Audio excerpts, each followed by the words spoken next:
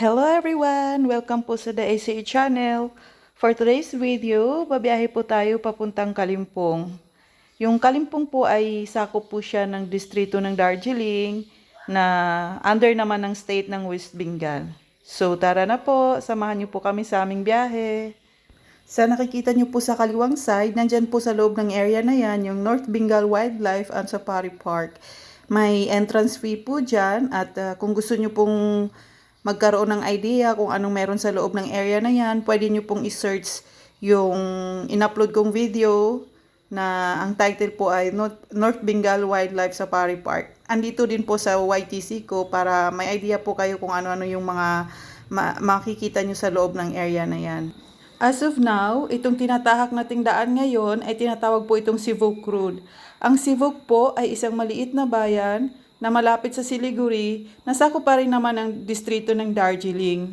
Malapit ito sa hanggada ng state ng Sikkim.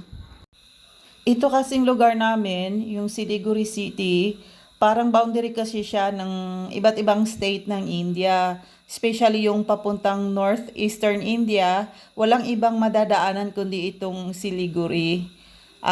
Yung papuntang Sikkim, papuntang Bhutan, papuntang Assam, Nagaland, yan, dito talaga yan dumadaan sa amin, sa Siliguri. Yung Sikkim kasi, isa siyang tourist spot dito sa West Bengal. Super ganda niya talaga, as in, nag-snow din doon, at saka makikita mo yung Himalayan Mountain doon pag napunta ka. Sa susunod na punta ko doon, i-video ko, tapos i-share ko dito sa YouTube channel ko para makita nyo kung gaano siya kaganda. As in talagang super super ganda niya. Sa biyaheng ito, makikita din natin yung Tista Dam, Tista River, yung Sivok Railgate, yung Coronation Bridge. Tapos makikita din natin yung napakalaking tunnel na ginawa nila. Daanan po yun ng train papuntang Sikkim. Kasi pag babiyahe tayo by car from Siliguri to Sikkim, umaabot kasi siya ng mga 7 hours. Unlike pag may train, mabilisan lang yung biyahe. Tapos just in case of emergency, mas mabilis na makakalusot yung mga taga Sikkim or taga Siliguri papuntang Sikkim or taga Sikkim papuntang Siliguri. Kasi malayo siya, tsaka ano talaga siya, maraming mga dayuhan talaga na pumupunta doon. So, siguro pang dagdag na rin ng ano nila para sa tourist. Tapos, itong biyahe natin ngayon, medyo mahaba-haba pa to. Sa area na to siguro nasa 50 kilometers pa bago tayo makarating ng Kalimpong.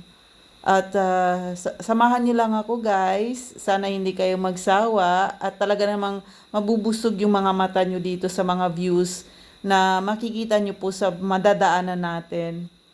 Maya-maya lang at makakarating na po tayo sa rail gate. Tapos sumunod po niyan ay makikita po natin yung Coronation Bridge. Tapos yung isang napakalaking ilog na as in naman sobrang laki talaga. Yung Tista River na talagang nakakatakot. Sa tuwing dumadaan po kami dyan ay talagang hirap na hirap akong tumingin dahil nakakatakot talaga siya sa sobrang laki. Tapos yung Tista Dam, ang ganda. Yung mga views, yung mga mountains, makikita po natin sobrang ganda po. Tsaka yung mga monkeys, madadaanan din po natin yon. Marami pong mga monkeys na nakaantabay sa tabi-tabing daan. At dito sa area na to ay mag-uumpisa na po ang ating papaakyat ng papuntang Kalimpong. Ayan na. Dito po nag-uumpisa yung mag-iiba na po yung weather na parang lumalamig na po siya ng konti. Ayan.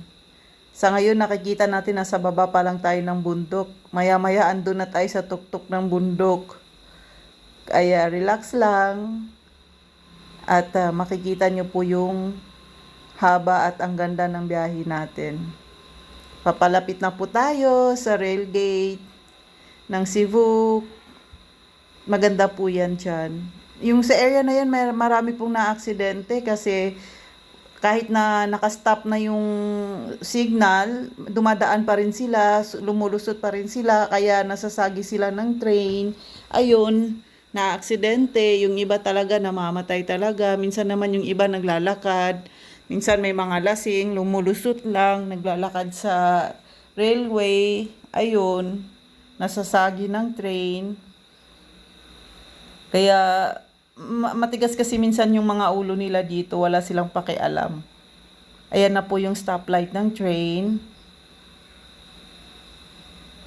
So gusto pa sana ni Javi mag-overtake, hindi naman siya makapag-overtake dahil one way lang yung daanan. Ayan siya, ang ganda.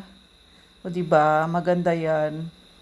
Tapos sa ilalim ng bridge na yan yung ilog, isang malawak na ilog. Diyan po sila minsan kumukuha ng mga buhangin para gawin semento sa mga ginagawang bahay. Sobrang laki kasi ng area na yan. Ayan oh. 'Di ba? Sobrang lawak. Yung kabilang side na yan, dyan yung papuntang Gurubatan, papuntang Assam, papuntang Bhutan, ibang state na po yun ng India. Pero hindi dyan sila dadaan sila doon mamaya sa Coronation Bridge. Ito na po yung Coronation Bridge sa kanang side. Di ko na videohan kasi nga masyadong nahuli yung aking kamay sa pagpindot. Ayun siya. Masi-search nyo po yan sa YouTube, yung Coronation Bridge. Ayun, sandali na lang po at makikita nyo na siya. There, ayun siya. Yun po yung Coronation Bridge. Tapos, dyan sa right side, makikita po natin yung napakalawak na ilog. As in, sobrang laki. Siguro kahit 5 barko magsabay-sabay dyan na dumaan ay kasyang-kasya. At super lalim daw po niyan. Super lakas daw po ng current niyan. Lately, lumubog nga yan. I mean, ang daming nga na-disgrasya sa ilog na yan. Ang daming napatay kasi nga nung October 4, yung lumakas yung ulan at hindi na kinaya ng isang dam sa Sikkim, binuksan na nila.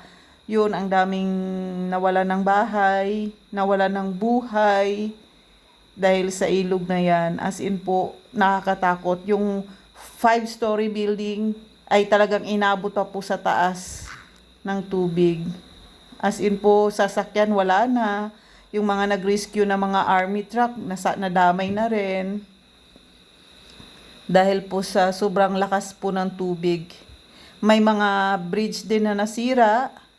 May mga daan na nasira. Kaya ang daming hirap ang nangyari dyan noong October 4. This year lang po, 2023. So, yung mga galing Siliguri na gustong pumuntang Kalimpong or yung pupuntang Sikkim ay dumadaan na po sa kabilang side. Kaya sobrang layo na po ng biyahe nila. Dahil itong daan na dito ay hindi na po madadaanan dahil may mga landslide, may mga nabiyak na kalsada, may mga umaapaw na tubig. As in, ang hirap. Ayan na po yung Tista Dam. Nakikita ko na po. Kaso hindi lang nakikita ng video, ayun. Yun po yung Tista Dam. Yung isang dam po sa taas, yung papuntang Sikkim. Kasi yun yung binuksan, kaya umapaw yung tubig ng ilog na yan. Ayun yung Tista Dam. Sa right side. So ito, paakyat na po siya. Papuntang Kalimpong. Ayan na, ang laki ng river. As in, sobrang laki niyan. Nung first time ko pumunta dyan, natatakot talaga ako tumingin. Nung first time ko dumaan sa area na to, natatakot talaga ako tumingin sa area na yan. Kasi sobrang laki, sobrang lawak. Tapos tingnan mo naman sa side, di ba? Walang safety na nakabakod or nakaharang. As in talagang ano lang niya. Normal lang na daan. Pero nakakatakot talaga yan sa gilid. So, dapat maging aware na yung mga nasa government dito na sana man lang lagyan ng napaka-safe na harang dyan para yung mga na-aksidente, hindi naman didiretso dyan sa ilog. May mga kamag-anak kasi si Javi na na-aksidente dati, nahulog yung sinasakyan nilang sasakyan dyan sa ilog. So, umabot pa ng 1 week bago na-recover yung mga bodies. At saka wala ng mga buhay. Magkasama yung father at saka yung mother ng pinsan niya, yung driver, tsaka yung isang kamag-anak din. So, kawawa. Kaya tingnan nyo, ang laki ng ilog. Pero, walang harang yung gilid. Diba? Very wrong. See, ang bundok ay makikita nyo po ay nasa tuktok. Yung nasa tuktok ay dyan po tayo mapupunta mamaya. Yan siya. Alam nyo, ang liit lang ng kalsada pero napakarami pa rin nag-o-overtake dyan. Tingnan mo, ayan na, oh, may mga biyak-biyak na sa gilid. Kasi nagka-landslide yan dyan eh. Tapos nung October 4, totally hindi na siya talaga madadaanan. Kaya sa kabilang side umiikot yung mga pupuntang Kalimpong. Dumadaan sila dun sa Coronation Bridge.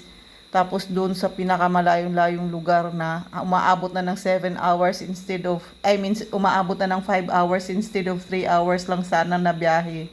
Pagpupuntang Kalimpong galing Siliguri. Dahil nga itong area na to ay hindi madadaanan. So, there you go. Saan na ba to? Ayun, may makikisakay sa aming army. Police. Akala ko may kasalanan kami. Yung pumarang pulis, natakot ako. Akala ko nag-overspeed na si Habi. Yun pala, masama lang yung tiyan niya. Kaya nakikisakay siya sa amin kasi hindi siya nakakakuha ng bakanting yan mga shared taxi yung dumadaan. Wala siyang nakuhang bakante kasi bago yan aalis galing Siliguri, puno na yan lahat. Kaya yung pulis pumara na lang sa amin kasi para makikisakay. Dahil wala na siyang masasakyang bakanting shared taxi. Kala ko talaga huli na kami kasi nga bigla na lang pumara sa amin. Nakala ko nag-overspeeding na si Habi. Wala pala. Nakikisakay lang pala. Sumama yung tiyan. Magpapadrop lang sa hospital. Yay, ang ganda dito. Puro mga halamang kahoy. Diba ang laki-laki? Siya sobrang lamig na dito sa area na to. Ayan. Dito sa area na to makikita nyo minsan napakaraming unggoy dyan. Napakaraming umpukan ng unggoy. Nag-aabang ng may magbibigay sa kanilang pagkain. Kasi mostly yung mga tourist na dumadaan dito, may dala talagang pagkain. Tapos tinatapon nila sa mga unggoy. Tapos tuwang-tuwa yung mga unggoy. Siyempre hindi ako kasali doon. Kasi half lang naman ako unggoy. Yan na, ayan na naman, nakikita ko na naman yung ilog. Palapit na tayo ng palapit sa bundok na aakyatin natin. Yan na. So guys, samahan nyo ako ha, wag nyo akong iwanan. Kunting kimbot na lang guys, makakarating na tayo ng Kalimpong. Makikita nyo kung gaano kaganda yung Kalimpong proper. Yung marami silang mga school din doon na magaganda. Marami silang mga magagandang buildings.